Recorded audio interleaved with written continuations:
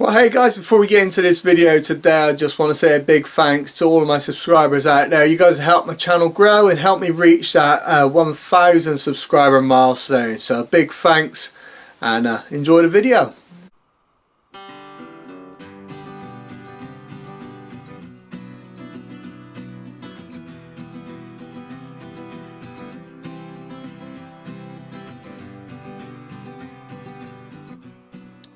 If you're new to the channel and you like what you see, well, welcome to Life for Gaz. Now, I try my best to upload a new video every single Wednesday, and if you want to keep up to date with that, make sure you hit the subscribe button, and more importantly, ring the bell to get all the notifications. Well, hey guys, welcome to Life for Gaz. Today I'm low watering down in front of Blackpool. Now, low water in here, all kinds of things can turn up. Once I even had a random turbot doing this as well. But the conditions, they look quite good for bass, and fingers crossed we may end up seeing one or two of those today. But there is a lot of bait down here on the beach, and that may put the fish off from feeding. For instance, if we turn the camera around here, you can see just what we've got sticking around on my feet. There's all sorts of bits of shell, obviously little bits of worm, and of course lots of these brittle stars as well. We'll flip that little guy over so you can see him.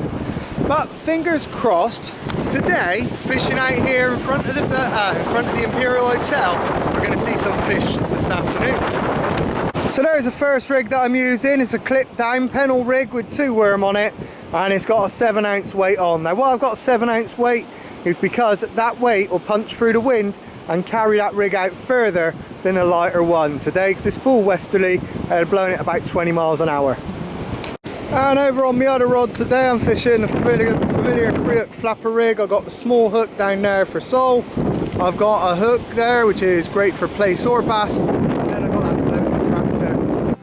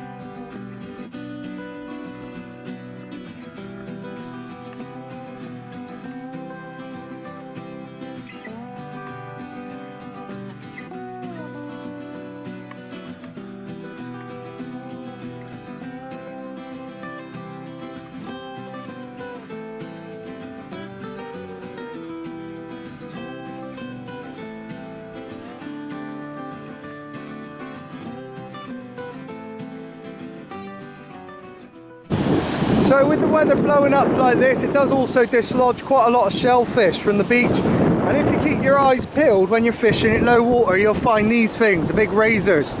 Now these guys do have a size limit, so don't just take anything you want. But these guys do make fantastic bait. Now I wouldn't normally go out digging these guys in the summer, because that's when they breed. But if they're washed out like this, then they generally don't survive, and you find them dead up and down the beach for sort of weeks to come. But just to give you an idea of how many there are, just in the time I've been doing this and just filming this, obviously I've picked up 3 straight away. And if you see a bit of movement like this one just here, then you know that's another one worth taking. And sometimes you'll often see these guys poking up out of the sand, and these are the ones starting to try and rebury, and they're the ones that the seagulls will then go and eat. Now I can see a few more out there. I'm going to grab a few. There's a few mussels as well, and there's some quite large mussels actually. Looking at the size of that one, that's an absolute beast of a mussel just there. But like I said, this is a great way of collecting bait whilst waiting for my first bite.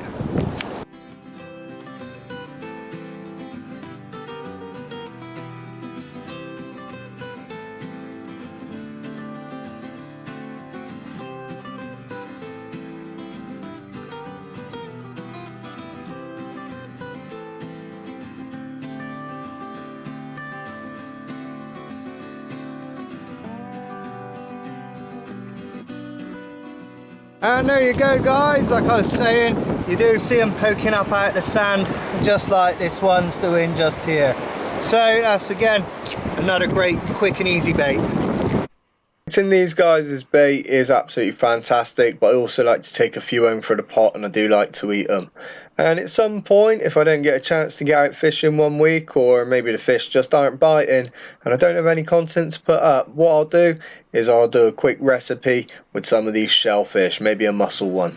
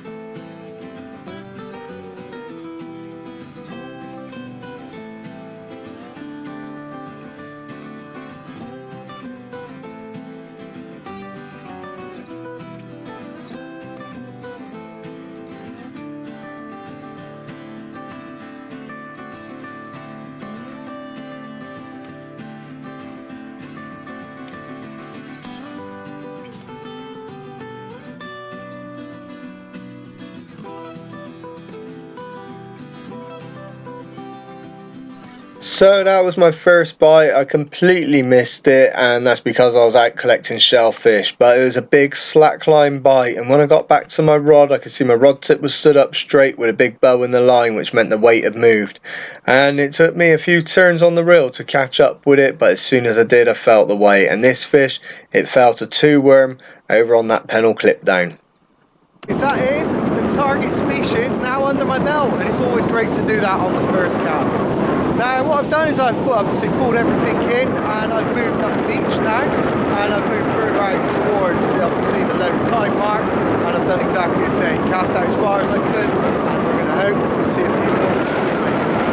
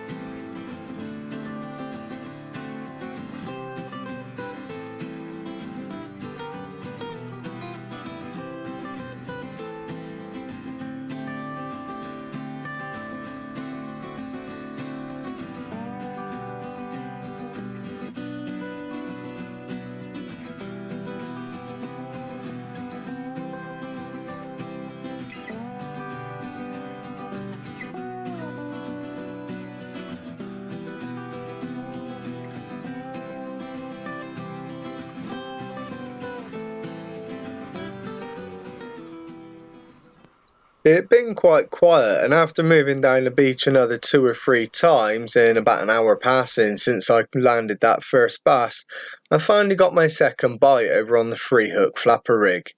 Now, this wasn't a bass, this was a small flatfish, but it was still another species to add to the total.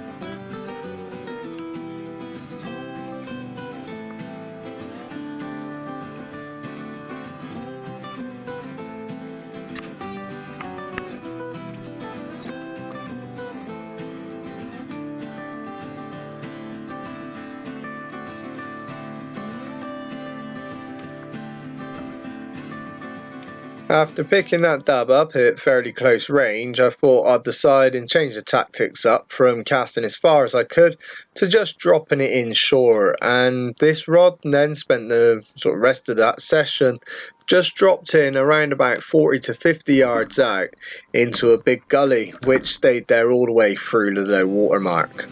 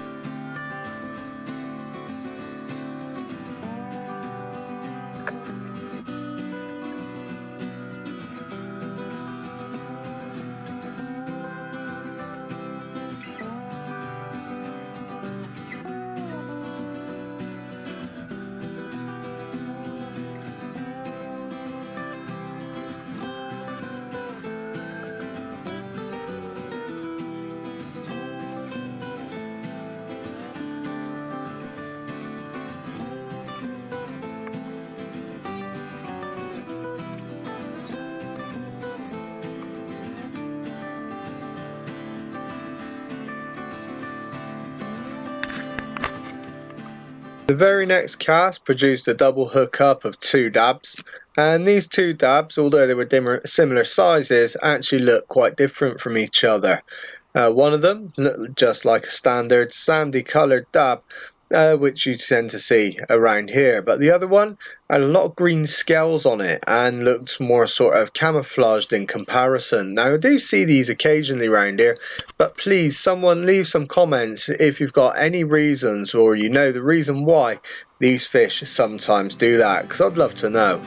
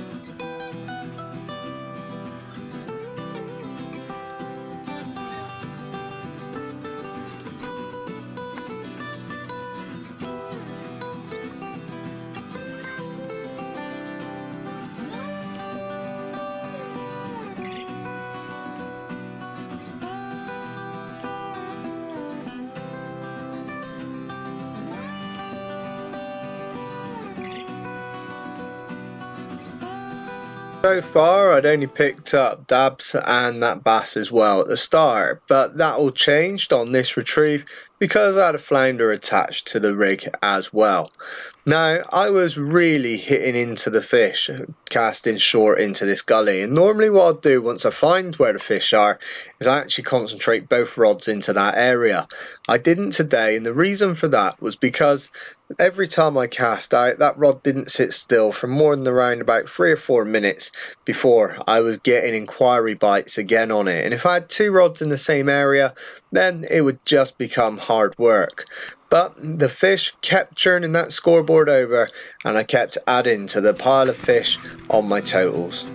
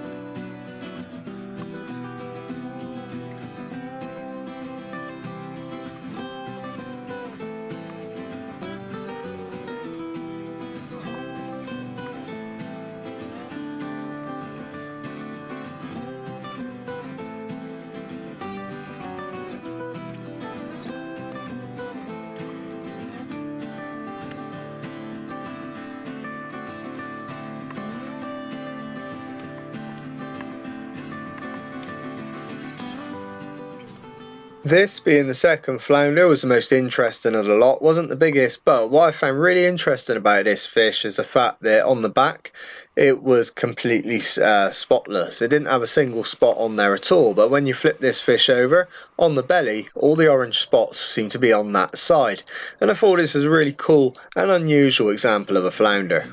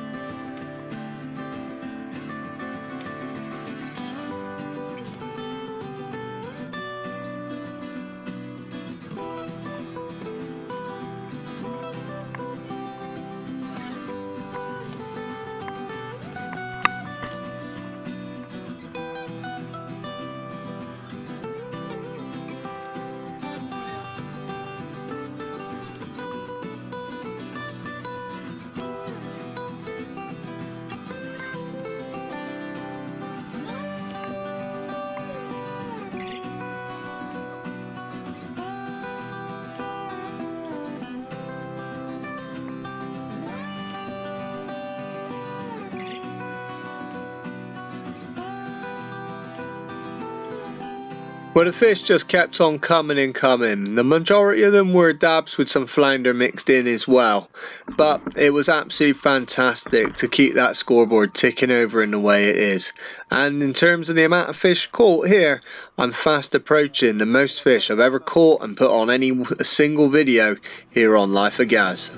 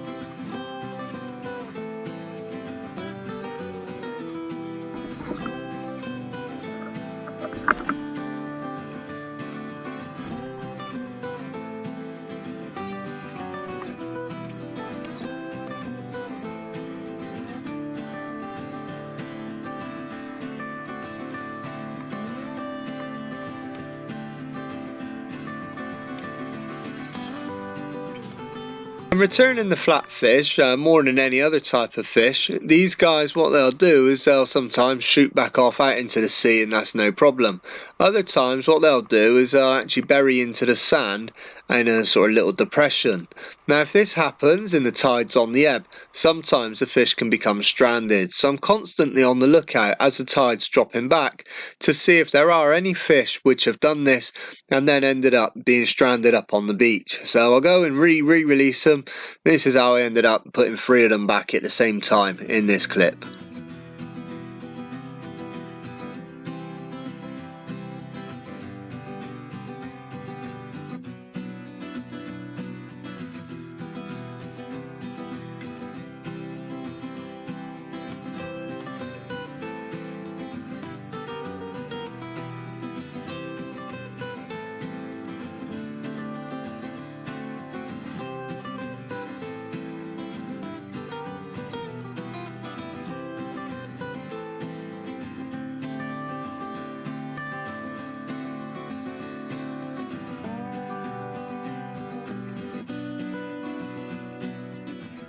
This flounder, the last flounder I had tonight, turned out to be the best one as well, and it is the best of all the flatfish I had, weighing in square on 3/4 of a pound at the 12-ounce mark.